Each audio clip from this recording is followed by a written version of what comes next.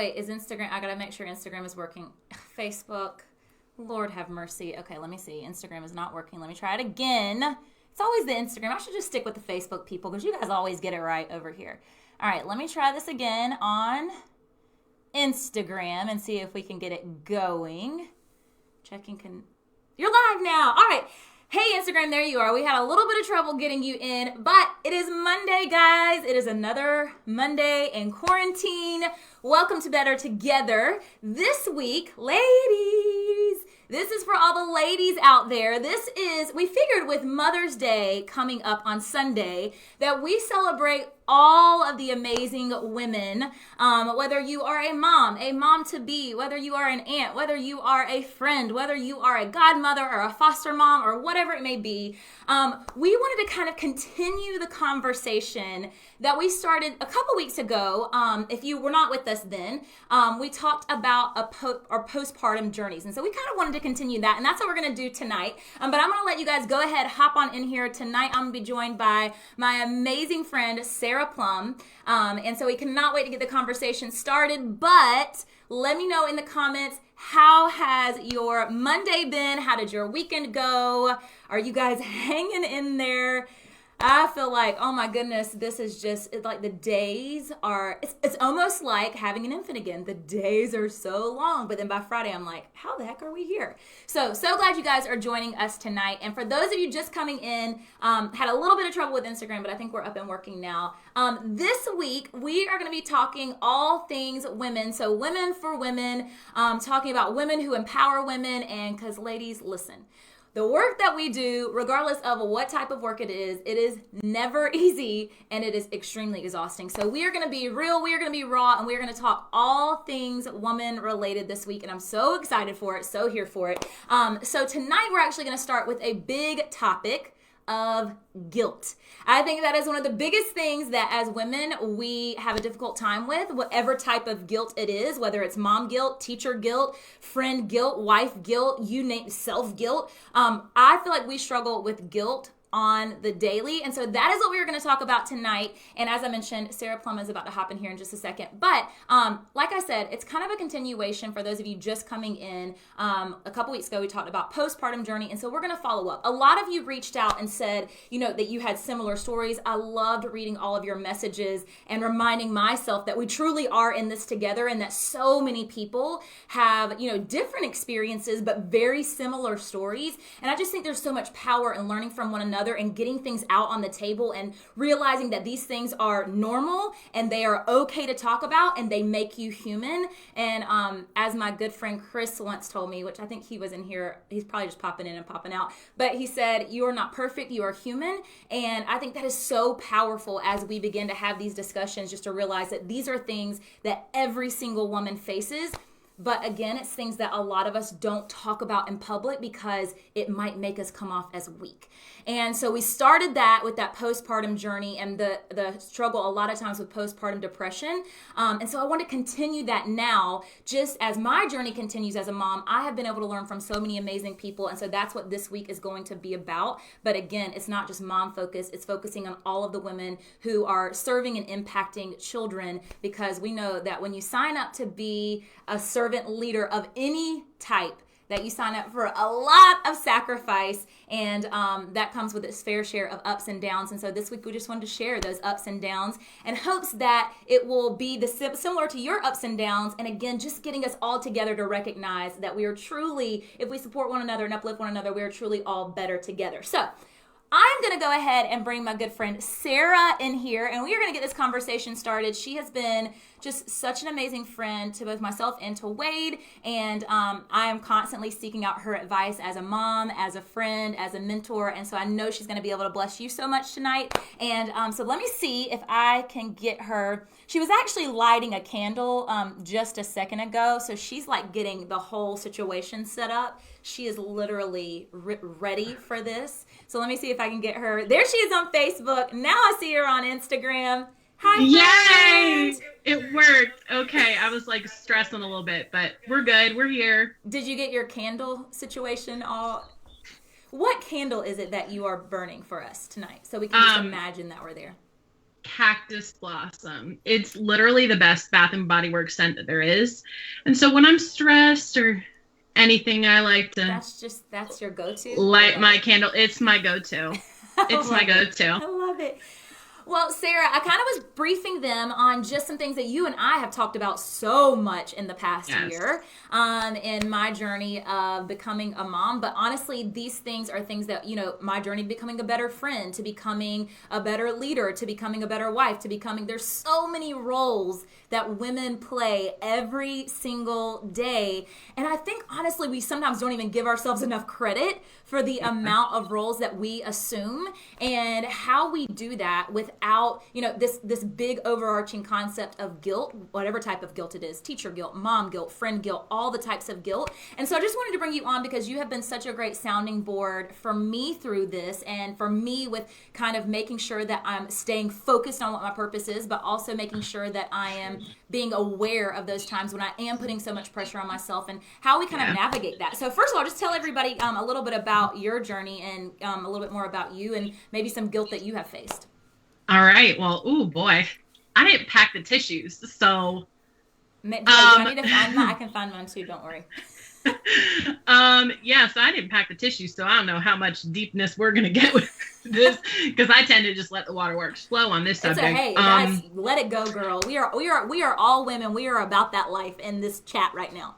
Yes. So, I will say that my journey to motherhood was a very unexpected one. And I know, I want to acknowledge, first of all, several of my friends have had losses this past week. And I know that the weeks leading up to Mother's Day can be very difficult for anyone that's experienced infertility or loss. And so just everyone that's experienced that, just know that I'm thinking of you. But I think for me, I was in college. I was in the first year of my master's degree program. I was never supposed to be able to have children. And I woke up one January morning to find myself pregnant. And I had been married to my husband at the time for about 2.5, 3 years, I want to say. 4 years? I don't know. I can't do math right now. But we hadn't been married for a long period of time. And that was a really, really scary point in time for me because we were in college. We were living on our own for the very first time. I was scared because I had a lot of health risks. And, it was very, very stressful. And I always, I end up usually sharing that part of our journey and how difficult it was because I've often heard people get quite judgy when they talk about people that are on public assistance or, other things like that. And I'll say that during that period of time, we were on food stamps. I used WIC to get my son's formula. The only reason I had doctor's visits and a healthy pregnancy was because of Medicaid. And that is one of the things that opened up my eyes to how other women are treated during pregnancy and then the guilt that they face, because I didn't get the same sort of stigma with that is that a lot of women do, especially women of color, Black women especially. And so that's something that kind of informed my experience moving forward as mom, where I felt very grateful and acknowledged my privilege despite, everything that was going on. So we had William. I took a year off school. My husband and I ended up finishing school at the same time. And then my first year of teaching, because I didn't learn my lesson, my first year of teaching, I found out I was pregnant 2 months into the school year. And I was going to be very high risk. I had had a C-section. I had gone through postpartum depression with my first. And I was just very much a mess. And my husband was teaching at the same school that I was. And around Christmas time, when things started ramping up in my pregnancy, he started being put on an action plan in the school. And so he started having to be observed super frequently. And I was going to appointments alone because he couldn't take time off to come with me because of his situation. And by the end of the year, right before I had to go to the hospital to give birth early, because of how much stress I had been under and how sick I was getting, we found out he was being non-renewed. So at the very end of our first year of teaching, when I was so sick, about to have a premature baby again, then I find out I'm the primary breadwinner. And it's been that way ever since. My husband's a stay-at-home dad now. And so I've had this whole situation of, all of the responsibility is on me in terms of financial responsibility.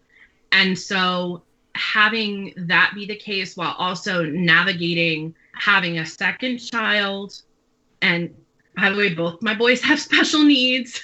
So it's just been this whole thing rolled into one of this constant mom guilt that I've really had to work through. And a lot of that is by picking who I share things with very, very carefully, because people are so quick to say, put your children first, your children matter most, you've got to go home to them, X, Y, Z. But when the family's well-being and finances depend upon you, you don't have that option to just go, oh, my family needs me, I need to go home. And, and I'm one of the lucky ones where I had 2 jobs. I didn't have 3. I didn't have 4. I wasn't working opposite shifts. My day was just longer. So I think like my perspective on the whole mom guilt thing is shaped by feeling the tug with, I want to be there for my kids, especially because they have special needs, but also knowing I can't give them the things that they need if I'm there. So long and short of it, that's wow, that was really long-winded. I am sorry, guys, but it's kind of hard to truncate 10 years into like one little snippet. Oh yeah, especially when you're talking about mom life. Oh my gosh. I know. So I should mention I have a 10-year-old and a soon-to-be 7-year-old. So. And they are so adorable. Oh my gosh. I feel like Henry is your twin completely. I think they all look so much alike. But I think the same is true for all of us, that, regardless of what time frame it is, it's just, there's always, whenever life changes, it's kind of like with this pandemic. Whenever life changes and you have some major life event, it's like you're never ready. You're never prepared for it. And I think that's where the guilt starts to hit, because I think that we put so much pressure on ourselves that we are supposed to know how to navigate every situation just by nature. Oh, just because this happened, we are supposed to know how to navigate it. Oh, just because this pandemic dropped, we're supposed to know how to navigate it. Just, all of a sudden when we're pregnant, we're just supposed to know how to navigate motherhood. When we become a first-year teacher, we're just all of a sudden supposed to know how to navigate a classroom, right? And so regardless of when you become a wife, when you become a friend, whenever there's something new, it's like there's so much pressure on you to navigate the situation in a perfect way. And so many times this is completely uncharted territory. We have no idea what we're doing. And so it's, even though I know, it's so crazy to me why we put so much pressure on ourselves, yet it just happens. We just feel as though we are supposed to react perfectly to everything. And so a lot of times I think that is where that guilt comes into play, is just from, we don't even know what we're doing, but we just know we have to do it perfect. And if we can just get that out of our minds and get that whole mindset and have a mindset shift that, wow, we're walking into something brand new.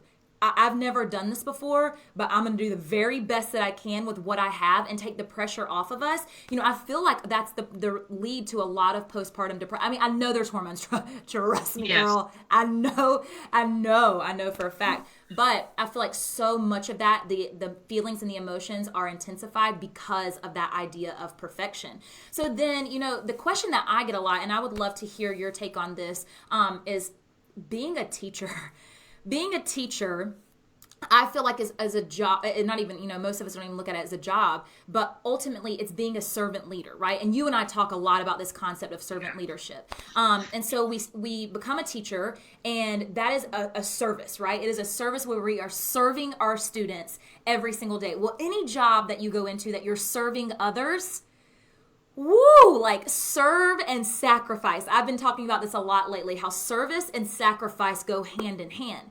But one thing that I have learned since becoming a mom, which this is still so very new to me, is motherhood in whatever capacity that looks like for you, motherhood is like the ultimate sacrifice. Like I have sacrificed, you sacrifice your whole life for your child. So then you're sacrificing to whatever capacity. Again, you're being a parent, you're parenting, and then being a teacher. How do we do both of those without feeling like one is constantly dipping out of the other? Because then I feel like that's where you get this huge teacher guilt as well. So just talk a little bit through that and how you've kind of navigated that and how you've managed that in your life.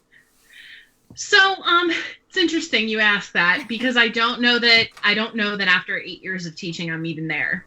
Right. I don't know that I even have like a super great answer to it, because the truth is that it really does ebb and flow. And maybe that is the answer, is that you have to accept on some level that there is an ebb and flow. And I know that there are people much wiser than I that have figured out a work-life balance that is great. I think the part for me that's difficult is because I do work 2 jobs. For those of you that aren't familiar with my history or follow me, I teach during the day. I'm an ESOL teacher now, but I was a classroom teacher for most of my career. And then as soon as the bell hits 3:45 and the regular school day ends, I pick up as an administrator and I run our after school program that's federally funded, and it runs 5 days a week, 3:45 to 6:45. There's all kinds of federal compliance that goes with it. Long nights, there's parent nights, there's Saturday field trips.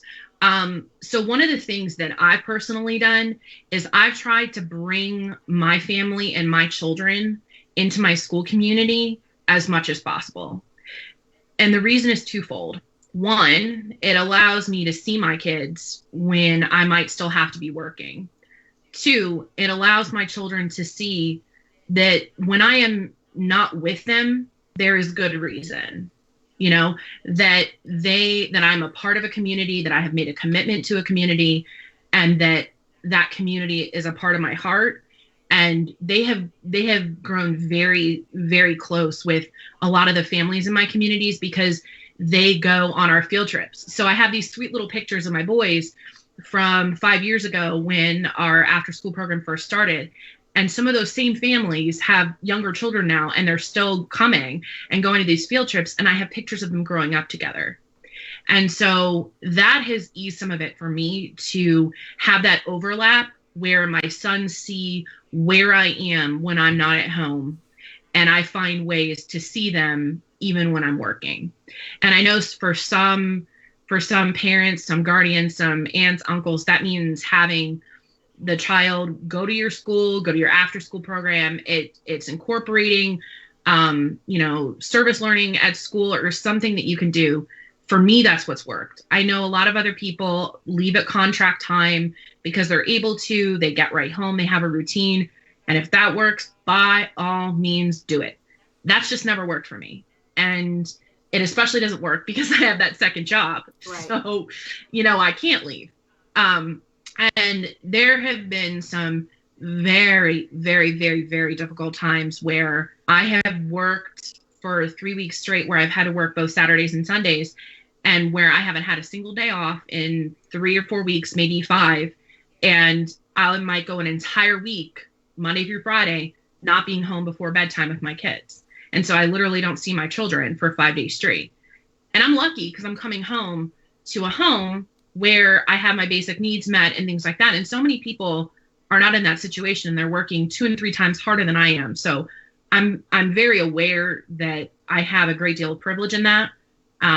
But those times have been very, very hard for me to work through. And I've had to shut out a lot of noise from people talking about, you need to move on from that situation. You need to find a new job.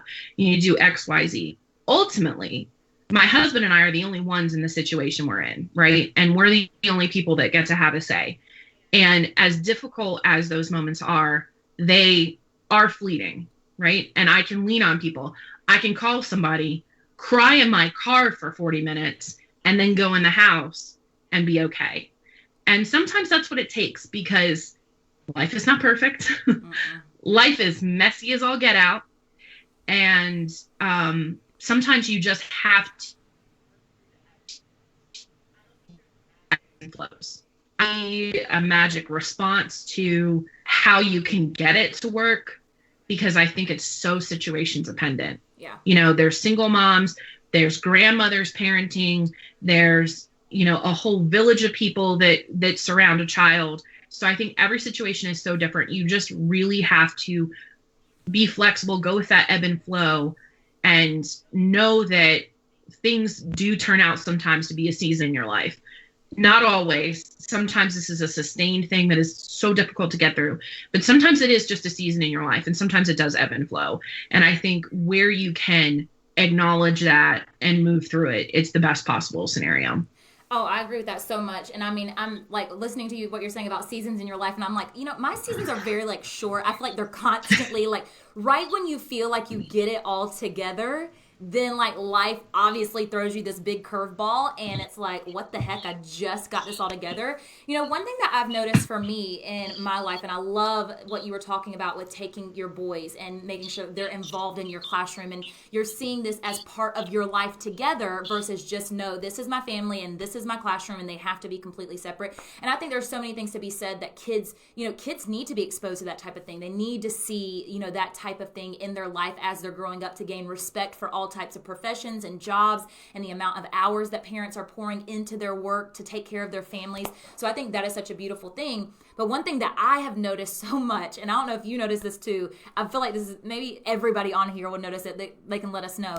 But I feel like, you know, I'm constantly, it's almost like I'm in life whiplash, if you will, because some weeks I'm like, I am killing it as a mom. Like, man, I am knocking it out. I'm making Maverick sensory bends and we're playing together and working on our colors and our shapes. And man, like I've got it going on. And I look at those weeks that I'm like, I'm killing it as a mom and I'm maybe not killing it as a wife. Or I'm not killing it as a friend and I haven't texted my friends back in a week. Or I'm not killing it with, you know, conference planning or education resources or what, because right now I'm not in the classroom. So I don't have that comparison and I haven't been in the classroom since I've had Maverick because I did take this year off with him. And so I don't have that comparison, but honestly, I feel like I'm working harder now than I ever have before, to be, especially during this pandemic. And then you're at home and you're trying to navigate that. And so it's like I'm constantly... And then some weeks I'm like killing it as a wife and this house is spick and span and I'm like, yes, I have got this down. Man, look at me go. But then something else is you know, taking a hit. And so because then I'm constantly like, well, gosh, I'm great at this, but then look at me here. And I feel like that's where the guilt starts to constantly like send me into a whiplash. And so I think it's one of those things that the more that we talk about it, and the more that we hear other people's stories and the more, because I know when I see like people that I look up to like you and when I've had Abby on here and Kara and Lanisha, who I look up to so much as a mother, and Amelia, and I hear them talk about like, I love it when Abby Mullins takes us around her house and it is so dirty. I love that, Abby. You're probably going to see this, but I love that more than anything in the world. Thank you. Yes, Sarah. Yes, Sarah. I knew we all have our piles, right? And so, yes. But I love it. I love that more than anything because I'm telling you, that gives me validation. That is like, hope you know what you got it. Like, look at someone you look up to so much like Abby. And I think it's beautiful that she shares that. And I find so much strength in that.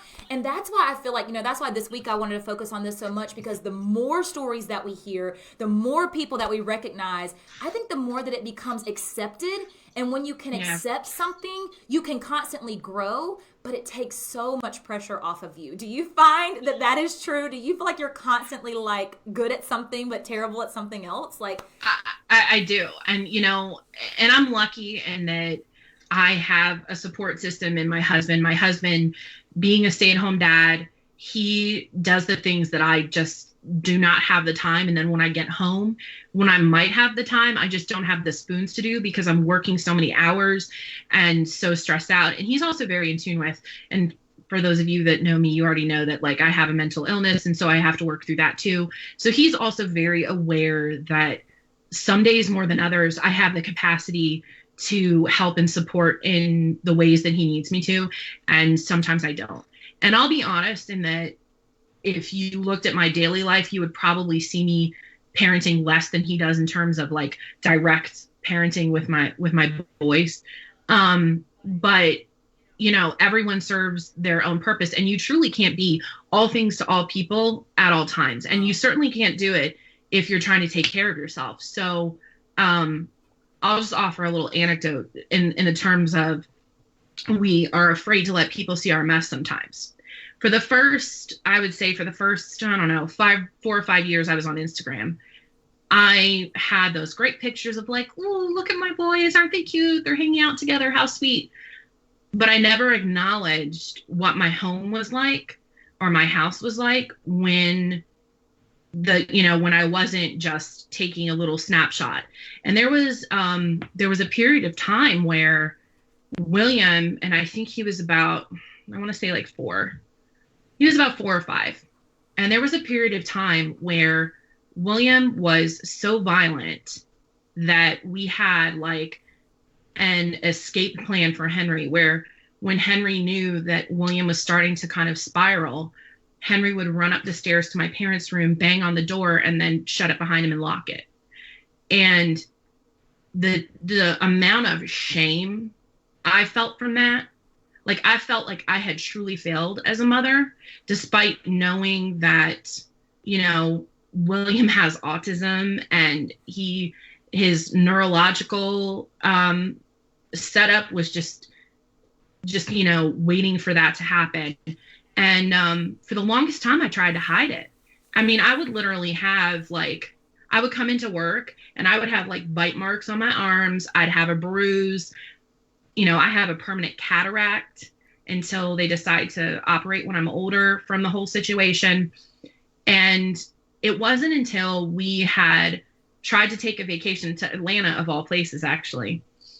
We took a vacation a couple years ago to Atlanta in the summer, and I was so excited. It was the first time we had tried to go away as a family to somewhere that wasn't my in-laws. And I was like, we're going to do it. This is going to be great. This is going to be awesome. By the end of the first night, we couldn't even go to sleep. It was one of the worst experiences I've gone through. And I was like, you know what? That's it. I'm going to be honest. And I took a picture black and white. I'll put it up on my feed later tonight so everybody can see it. And I was just painfully honest. I said, this is what my life looks like. I can't even go to the grocery store. And I think sometimes it takes, and this isn't right for everybody, but it took for our family to be honest about what we were going through, to be able to move through it, to be able to say, hi, this is the reason we can't come over. And this is the reason why my house looks a mess. And this is the reason why when you say William just needs to go out and get a bunch of friends and get out of the house, this is why this doesn't work. Because pretending you have it all together is quite literally the worst thing you can do for yourself. Yes. Yeah, because it's not about trying to please anybody else, because nobody else has to live your life. There was nobody knocking down doors to learn how to restrain my 5-year-old that had the power of hope. Nobody was knocking down doors to do that, right? And so my motto since then has been, if nobody's going to come do it for you and step in and tap you out, they don't get a say. You don't have to think about their feelings. And I think that so much of that in our professional life, in our friendships, in marriages, in motherhood, in any capacity, especially as women, if someone is not willing to stand next to you in your absolute worst moments, you don't get to even put them in your head as a reason for thinking about anything that you're doing. Mm-hmm. And so I think that that's where you erase a lot of that guilt, is just those people do not get to enter your headspace. And boy, has that taken me a really long time to do, because I had family members that just thought it was our terrible parenting. And maybe if we didn't let them watch tablets so much, let me just tell you, if my children didn't look at a tablet, we would have literally no life. Literally no life. And so again, if people aren't going to step in and be a part of that village, they just don't get a say, right?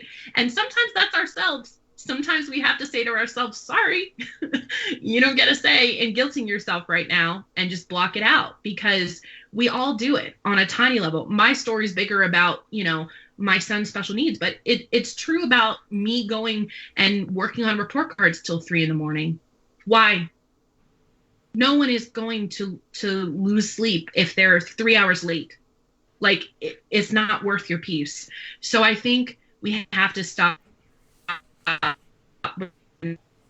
we all, and that, you know, anyone else's opinion is worth our peace, because it's really not. And even our own opinion is not worth our peace a lot of time. A lot of times. Sorry for my TED Talk. No, I feel like I just went on a giant TED Talk. I love them. And everybody in the comments is like loving it so much. They're like, you're speaking to my heart. And you know, I mean, seriously to me too, because gosh, I'm like, why? Like, this is something I have tried to figure out so many times, and I feel like it hits me the hardest when I am struggling with anxiety, because, you know, I've shared with you a lot about my panic attacks and how those are very difficult for me, and I have to work through them. You know, sometimes I have seasons of my life where I don't have a panic attack for a year, and that is like, I'm like, wow. And then they hit me like a bear when you're running a race and you hit the 200 and it's a 400, and then you have that bear for the second half of it. And so I've talked so much about that. And I've just constantly, it's like in those moments, or when I was struggling with postpartum depression so severely with Maverick, it's in those moments when I get on Instagram and literally, or social media whatsoever, and every single feed looks like the perfect mom, the perfect friend, the perfect wife, the perfect teacher, the perfect everything. And to me, I'm going, why do we feel, as women specifically, why do we feel that we have to paint this picture of perfection? I'm like, as women, I just want to say, let's all show our screw ups. Let's show our screw ups more than we do, our successes, because again, I just feel like it is something that is constantly putting this pressure on women altogether to be this perfect person. And it's just so unrealistic. People ask me all the time, and have for years, because Wade and I work together.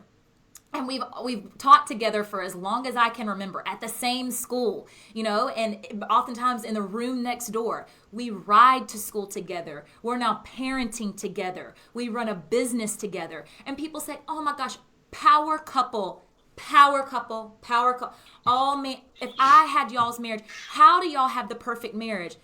I'm like, y'all don't even know that Wade and I had a fight right before I came down here for this here live, because that is real life. That is real stinking life, is that things are not perfect, and there are arguments. And listen, if you don't argue in your marriage, then come be my life coach, and because Amen. Okay. My favorite thing someone has said to me, and I get it so much. You're so lucky you have a husband that's willing to stay at home. Say what? Because if the roles were reversed, I see Wade in the comments. Get out. I already told him he's sleeping on the couch. I told him he better go ahead and get comfortable and get a blanket. So that ain't gonna work, Wade. Get out of here. Get out of here, Wade. Wade, you can text Rich and commiserate.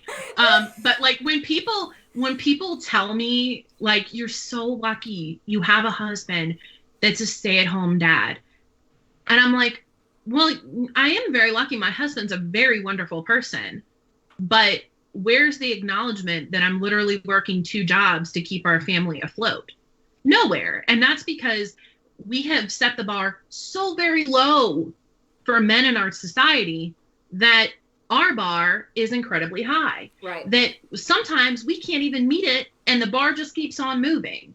I mean, the truth of the matter is, in our profession, we see it sometimes where we see, male teachers sometimes treated differently than women, et cetera, and so forth, and of course there's this other side of it too, where we expect men to be hyper masculine, not feel their feelings. We don't pay attention to their mental health enough. There's always 2 sides to the coin. But I think in our conversation about mom guilt, so much of it is because we still have these residual ideas of what gender roles are supposed to be. Yep. And I even, people sometimes get on me, and people that know me in real life, I hate to say real life, but true, that are around my family. And they're like, why aren't you more affectionate to your oldest? You don't hug him as much. And I'm like, first of all, 1, none of your business. 2, why do I have to meet a certain level of affection based upon what you think I should do as a mother? And one time someone said that to me, and I just whipped around and I said, well, do you want to come fix my cataract? Do you want to come, erase all the PTSD I have from when he was a child and I was the one bearing the brunt of everything? But it's like people say things because they have this expectation of what the perfect woman what our society, when we should sit, who we should defer to. And it's still very much there. Yes, we've come a long way, but some of it is so pervasive. And what's worse is we've internalized it. Like, I still have internalized like a lot of stuff. I'll look around. I didn't make a home cooked meal. My house is a wreck. That's all on me to fix. No, it's not. My boys made the mess. My little corner is tidy. They made the mess. They need to help fix it. But it's these little things that get ingrained in us. And just like I said before, if someone's not helping you fix it, they don't get to play anything into your piece about it.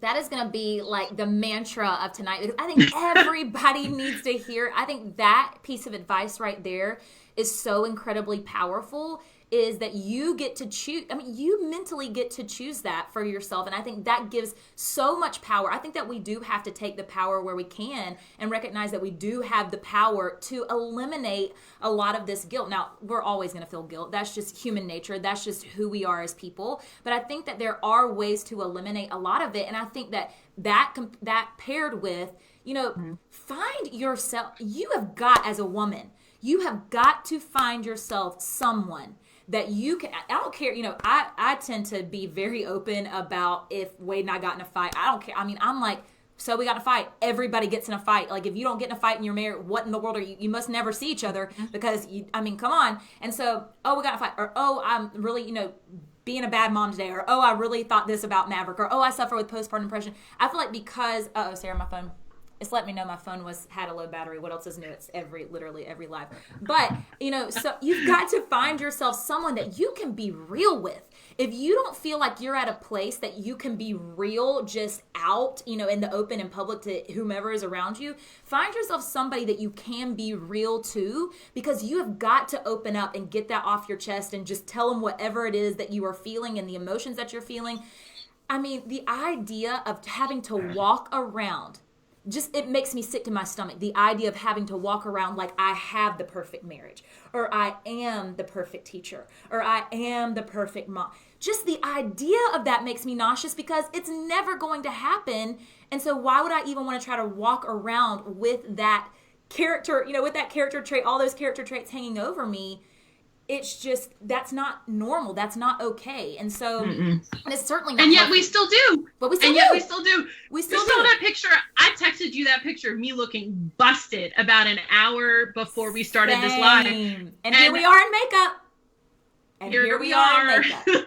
Here we are. It's just such a hard thing to break, because you want to believe the best of yourself. You want to believe that that's something attainable. I fall into it all the time. I take how many pictures before I post one on Instagram? Probably like 25. And then use all the filters. Use all the filters, use all the color correction. Yep. I have airbrushed a thing or two because I have that new Apple Pencil that I'm learning how to use. But it's like, I don't need to learn about that thing. No, you don't, because it is a rabbit hole you don't want to go down. But, it's just like, we cannot help ourselves but to do this. It's true. I think the critical thing is, like you said, you have to have somebody that you can call on the phone and ugly cry to the point that they can't even understand you. Like, you have to find somebody, and hopefully more than one person, but find somebody that you know you can call and just be an utter mess with no expectation of fixing it. Yep. Because some things are not fixable. And sometimes we have to face that they are not fixable. There is no quick fix. There is no temporary fix. There's no fix in the next month. And so, I had a lot of friends in that worst, what I call like the dark ages in our family life, where it was just hell on earth every single day. There were people, and I know I saw Naomi and Lanisha both in the comments. They were two of the people that heard a lot of it, because I had to find people that could see the mess and not run away. And I think that's the thing. You need people in your life that are not only willing to tap in for you, but also see the messiest parts of yourself and not run away. Yep. Because sometimes you want to run away from yourself, but who's going to be there when you try and do it? Yep. You need people that are going to stand with you in your absolute worst moments, because sometimes you're not even going to want to stand with yourself. Yep. That right there. Because I feel like, for me, that what you just said about not even wanting to stand with yourself, more times than not, for me personally, and everybody is so different. Some people are way more concerned with what others think about them. I don't feel like that's it for me so much. I feel like, I have experienced enough in my life that really, hasn't played a big role in who I am. But it's very difficult, and you know this about me. It's very difficult for me to stand with myself sometimes, because if I'm not living up to my idea of perfection, it has nothing to do with Wade or pressure that he puts on me or my parents or my friends or anybody else around. It's the pressure that I put on myself, that I can't stand with myself because I didn't do this, or I didn't do this, or I didn't say this the right way, or I didn't live up to this expectation. And I think a lot of times we try to push it off on other people. And that's why we're not getting anywhere in the journey of growing and of taking off the guilt, because it's so hard to pinpoint the fact that the guilt is actually coming from within. Oh, yeah. To the point of what you just said. And I've never heard it. Nobody's ever said that to me personally. But it so resonated with me, because I can't even tell you how many times within the past week that I don't even want to stand with myself, just because I didn't live up to how my idea of perfection in some way, shape, or form. And I think that right there is power. And I think that so many women right now can take that. And I mean, that was just like a woo for me of it's not the outside world. It just kind of that came was good, out. girl. That so needs people to know, be on a meme I didn't somewhere. plan it. On a poster. I didn't plan it. Maybe I'll do that. You've been thinking of that one all day. No, but seriously, that right there is just power. That is power. Well, no, because I'm just thinking about like, sharing those stories about what it was like for me back before I was willing to talk about all of this, is that, I didn't want to stand with myself in those moments because I was so ashamed. And if I didn't have people to stand beside me, I mean, knowing that I have a mental illness, that I work very long hours, I don't sleep a whole lot, thank God, the one blessing out of this entire pandemic is that I've been able to sleep. I don't have to take as much medication. My blood pressure, actually, I only have to take half my blood pressure meds because of everything. But all that to say, for me, it can be a life and death situation if I get to that place where I don't even want to stand with myself. Mm-hmm. And so knowing that I've had people that are willing to stand with me when I don't want to stand with me is critical. But I think it's just as important to identify who in your life can you do that for. Yeah. Because we have to be really intentional, and being just creatures of habit and being busy and just having a life. Sometimes you don't realize what you're missing in someone's life and what's going on with them unless you make purposeful opportunities to check in.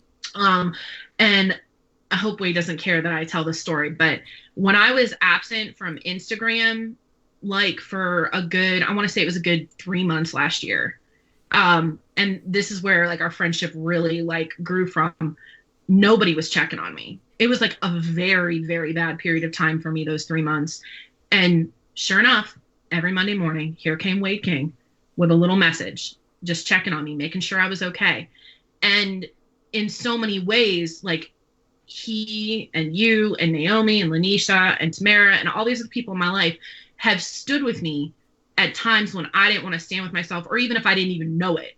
Because that's the other thing. Oh, yeah. Sometimes you don't even know it. But you have either self-destructive behaviors, or you're not taking care of yourself, or you're working yourself into the grounds. You're putting everyone before yourself. And we know with that oxygen mask analogy, you can't do that. Right. And so to have people in your life that'll recognize that, but also make sure that you train yourself to recognize that in others, that you make a point to text your friend, even if you don't get a text back, saying, checking in, thinking of you, love you, heart. That's it. Mm-hmm. Because sometimes that's enough to let someone know you're standing right there with them. Yep. Yeah. I want you to know that doesn't earn Wade's not getting back in the bed tonight. He's still on the couch. Sorry, Wade. I tried, Wade.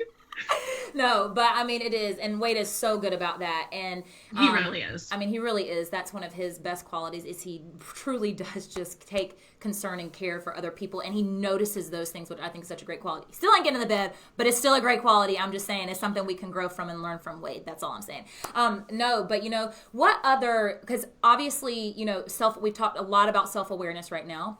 We've talked a lot about having people in your corner that you can be real with, you can be raw with, listening to other people's stories and just the simple act of recognizing that it is normal to be a hot stinking mess and that I don't care who they are, I don't care how much money, how famous, how celebrity status, I don't care what, where, when, everybody's life is a mess. Everybody's life is a mess. We've talked about, only allowing people in our minds and in our thoughts and their opinions to play a role, or those people who are going to stand beside us in the good, the bad, and the ugly. But what other advice do you have if you are struggling with that guilt and it is something that is so heavy that you just feel like you can't even crawl out of it, or you feel like, I don't even know where to start. I don't even know I know that I'm feeling this and I know that it's so difficult, right? I mean, especially during a pandemic, right? We're going to see even more of this. Yeah. Any other advice that you have for people, just other steps that they can take personally to help them along with kind of stepping out of that guilt and really more so into their purpose of their life?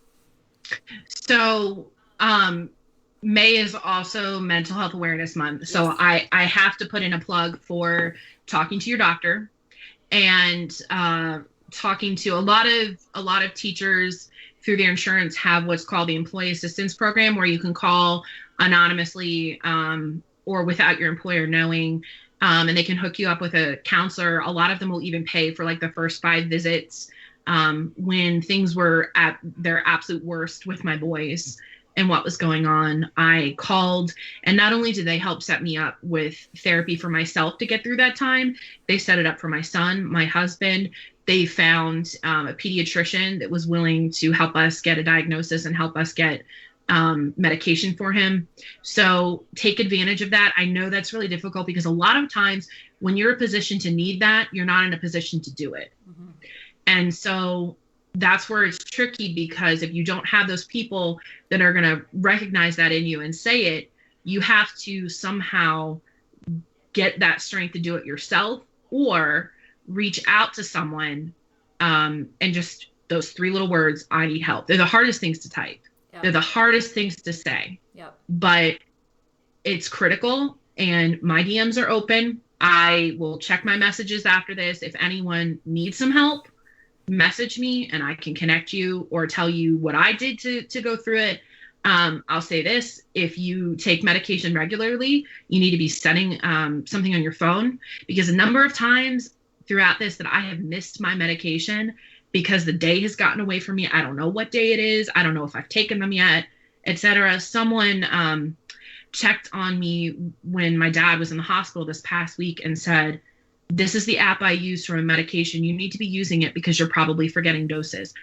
Stranger, never talked to me before, but had just been watching and wanted me to take care of myself. I downloaded it. I made sure I was taking my meds. That's a huge one. If you're afraid to take medication, but your doctor thinks you need to, be open to it if you're able to, because medication quite literally saved my life. Yeah. Quite literally. Yeah. So all of that to say, it's difficult to ask for help. And if you don't have people in your life that can see that you need it and reach out and stand beside you when you can't stand beside yourself, just those 3 words, no matter if it takes you an hour, 10 hours, 2 days to get them out, do the very best you can to get them out to somebody, because there will be somebody that'll reach out to you. Yeah, and I think that's why we had Gary Brooks on this episode, or on an episode of Better Together at the beginning of this whole pandemic. Were you on that episode that night too? I think you were on the episode that night too. Maybe 90s? No. Because I won the 90s okay, maybe trivia. It was a different one. I don't know how you could forget, because I don't know how I could forget. I don't know how, because I think you got 100%. You were 100%. I did. I thought I did. No, but he said that night that please, one of the things that we can do as educators right now aside from everything that we're doing for our students and, obviously doing the best we can with what we've got. One of the things that we have to do is we have to check, yes, on our friends and on our teacher friends who are right next door. And yes, stay connected to your people. And that's so important. But also check on those people who maybe you never talked to in your building. Because if you're not talking, maybe nobody's talking, maybe they have nobody reaching out to them. And I think that, that's such an important thing that we all have to do is we have to check on one another or even check on the people who seem okay. Like, because I think that is one of the things that I'm always like, well, they seem okay. They seem, look at that. But like you just told us, Instagram for 99.99999%, myself included, is a highlight reel on that feed. And many people just see the feeds and they assume that everyone is okay. Check on the people that even you're like, oh, they've got it, they're fine. Amelia, I've had her on the episode on here before, and she literally, that girl is like the best friend that you could ever ask for. She is literally quite possibly one of the best humans that I've ever met in my life. And she's checked on me so many times. And I even get caught up in, she literally messages me multiple times a week. I get caught up in, Amelia's fine. And she probably is, but I always get caught up in she's fine. And with people that we think are fine, I think that we've got to continue to even reach out to them because they might not be fine. They might be that very person that doesn't even want to stand with themselves and certainly doesn't want to stand with anybody around them because they feel like, oh, I'm not living up to this idea of perfectionist, being a perfectionist. I think that we've got to continue to check on those people too, the people who seem fine. Yeah. And maybe the people that we don't always they don't come first to our mind because right now is just a tough time for everybody. It is. I will say this though, is that none of us should ask how someone is doing if we aren't prepared to hear the real answer. Because I think we've conditioned ourselves to answer automatically, oh, I'm good, I'm fine, because you don't want to inconvenience somebody else with what's going on. Yes. You don't want to tell somebody the truth because you don't know if they can sit there and listen to why. You don't know if they want to hear it, So I think that when we ask someone how we're doing or how they're doing, we need to be prepared for them to say, well, I'm not doing so great. Yeah. And you need to be prepared to ask a follow-up question because, it's like in a classroom sometimes when we offer ourselves to a child because we want to say something in the moment, but then we don't have the time to sit there and listen to them. It's a problem because when people are vulnerable, you can't leave them hanging. And so, if you are really able to listen to somebody, ask them. If you're not, you can put a thinking of you and a heart and leave it be because both things communicate care, but one of them can end up with some abandonment and reinforcing that idea that we have to be okay all the time or else someone will leave or not be able to handle what I'm saying. So I think it's really, really important that we realize, one, can we ask and receive the real answer, or can we just right now say, I'm thinking of you, holding space for you, I love you, and leave it at that? Yeah. Because one opens the door for a full conversation. The other just reinforces that you care about them. Yeah. But we can't keep this business of how are you? Oh, I'm good. And then like flames are descending upon you in the background. Like, used to be me. I'd like go through something terrible with one of my kids and someone would text me and be like, how you doing? Oh, I'm great. You should see this dinner I just cooked out of a box. And none of it does it do anybody any good because it reinforces for you, like you shouldn't say the right answer. And to them, it reinforces the idea that everybody's always got it together. Yep. So I think just knowing that we have to be ready for real responses, either when we give them or receive them. Yes.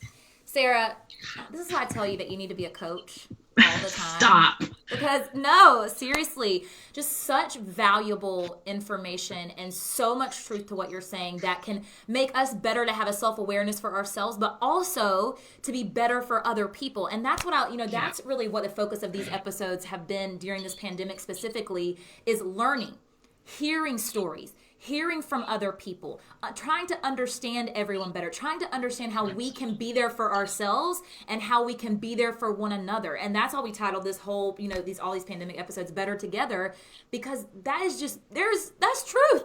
That is just truth, is when we can learn and hear from other people and recognizing, oh, I'm normal.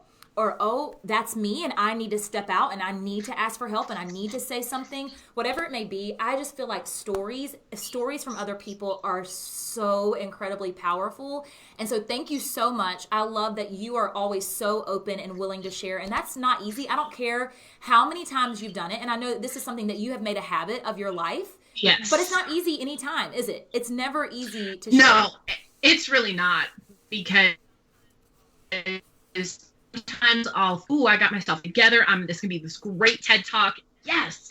And then I get like one slide in and then I'm crying. And I'm just like, well, this is what it's going to be today. So, and I think what really led me to do it the first time is realizing I wasn't doing anybody any good, least of all myself, to act like my reality was something other than it was. And there's always that thing of you're afraid to step out into the light because you're worried that no one will like what they see, and maybe you won't even like what you see. But the problem is it never gets any brighter in darkness, right? Like, because I stepped out into the light and I was willing to be vulnerable and I was willing to cry and I was willing to, advocate and things like that, so much good has come from it. I have developed friendships with so many different people. So many people have come to me and said it's been easier for them when their child has gotten diagnosed because they know it's not supposed to be perfect, or, mental illness or whatever it may be. I mean, it never does get any easier, but it's worth it because I know the purpose for it is bigger. So, and did I see Jerry Brooks in those comments say I should be a life coach? Because I think I might pass out and die now. I try to tell her this all the time. If she chooses to do it, I'm telling her in her ear all the time. I try to tell her this all the time. Sarah, before we go, seriously from the bottom of my heart, thank you. You know that you've helped me through some really rough times, and so I'm so grateful. Chase told me that I have to say, may the 4th be with you. Yes, and also with you, friend. It's May the 4th, and like, I'm not kidding when I said I really had to restrain myself, because there was one of those, those lounge fly backpacks they have at Disney. Yes. They had a Yoda one today, and I was like, let me not buy this. This is $70. And then they had one of those collectible keys, and I'm just like, this is not a pandemic purchase that needs to happen. It's just not. Well, the steam up, that was reasonable. But like, the $70 Yoda backpack is not a need. Don't reach out to me and ask my opinion, because I will be of zero help. That's why I didn't. I didn't text you or show you anything, because I was like, nope, because that'll be coming home for the next time we're in Disney. Gosh.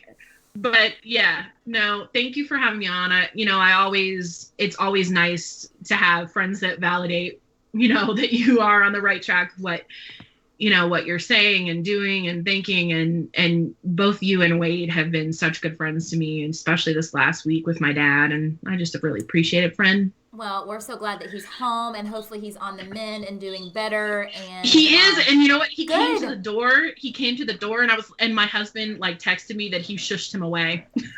I love that. Okay, well, because he didn't know that I was on live, and my husband was like, no, she's on live, don't do it. Oh, I love that. Well, give your dad a big hug. We're still keeping him in our prayers every single day. And seriously, thank you so much for sharing your story. And I'll talk to you soon, friend. Love ya. Anytime. Love you too. Bye. All right, you guys. She really should be a life coach. I'm just saying.